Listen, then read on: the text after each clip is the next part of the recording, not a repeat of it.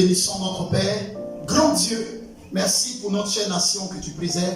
Merci pour nos vies qui sont couvertes de ton sang. Merci pour ta sainte parole qui guérit les cœurs. Au nom suprême de Jésus-Christ. Amen. Nous sommes dans une saison très sensible. Effectivement, tout ce que nous faisons est le résultat de nos semences. Le prix de mes semences.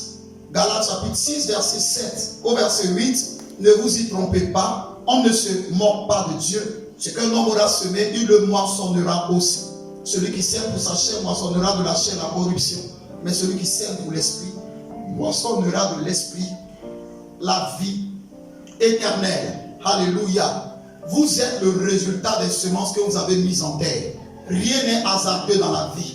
Tout ce que nous faisons là, nous le récoltons. Et c'est la pensée générale de ce message. Ce que tu fais est ce que tu récolteras. Un homme ne peut jamais mettre en terre de la tomate et récolter des avocats. Un homme ne peut jamais mettre en terre du palmier et puis récolter des poissons. Ce n'est pas possible. L'homme récolte ce qu'il aura semé. Et la Bible déclare que n'oublie pas que si tu as semé pour la chair, tu vas moissonner la corruption.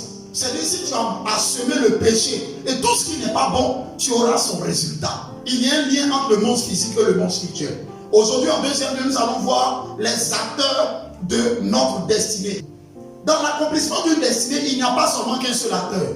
Tout le monde pense que leur destinée dépend effectivement de seulement Dieu. C'est faux. Alléluia. Le premier acteur de notre vie, effectivement, c'est Dieu. Dieu est le maître. En Genèse 2, verset 15 à 17. Dieu est le maître, le coordinateur de toutes choses. Celui qui crée toutes choses. Celui qui permet toutes choses. Retenez cette leçon.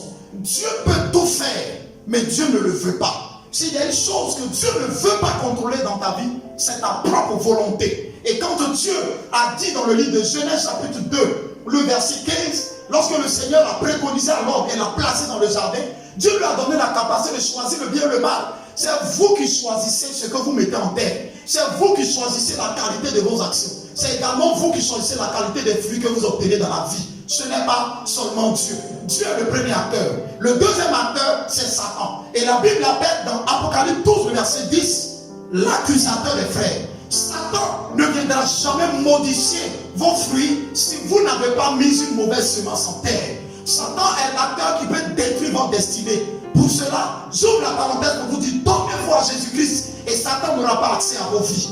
Le troisième acteur, qui est l'un des acteurs les plus sensibles, les plus cachés, les plus ignorés, c'est l'homme.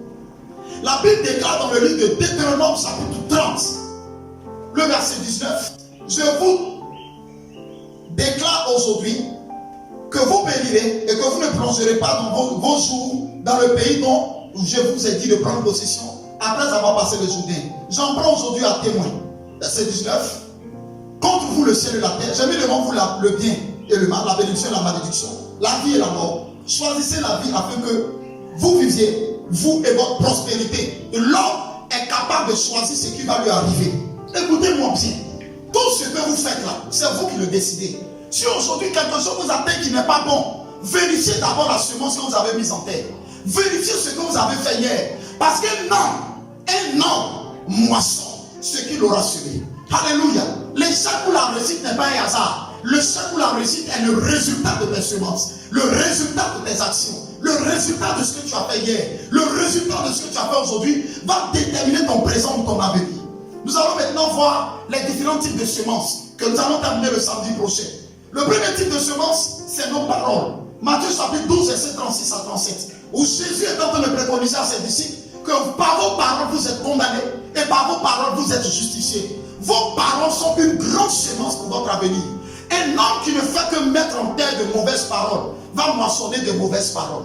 Tu ne fais que proclamer de ta bouche l'échec. Tu ne fais que proclamer de ta bouche ce qui ne va pas. Tu ne fais que proclamer de ta bouche les choses qui ne sont pas bonnes. Mais ta langue a la capacité de mettre en terre une semence qui va germer ou fleurir demain. Des personnes se sont maudites d'elles-mêmes sans le savoir. Des personnes ont fermé la porte de leur maison spirituellement sans le savoir. Des personnes ont perdu leur foyer sans le savoir. Il faut vérifier. La première semence que tu as mise en terre, c'était tes paroles. Et tes paroles, on peut modifier ta destinée négativement, positivement. Fais attention. Parce que tes paroles sont le premier type de semences qui peuvent détruire ta destinée. Que Dieu vous bénisse. Que sa grâce soit sur vous. Et que l'Éternel nous fasse la grâce de mettre en terre de bonnes semences. Au nom suprême et puissant de Jésus-Christ. Amen. Shalom. Et n'oubliez pas, nous vous invitons demain à notre culte spécial. Nous n'aurons qu'un seul culte. Et le culte est pour le dimanche 8, c'est-à-dire demain. Soyez bénis. Au nom de Jésus-Christ. Amen.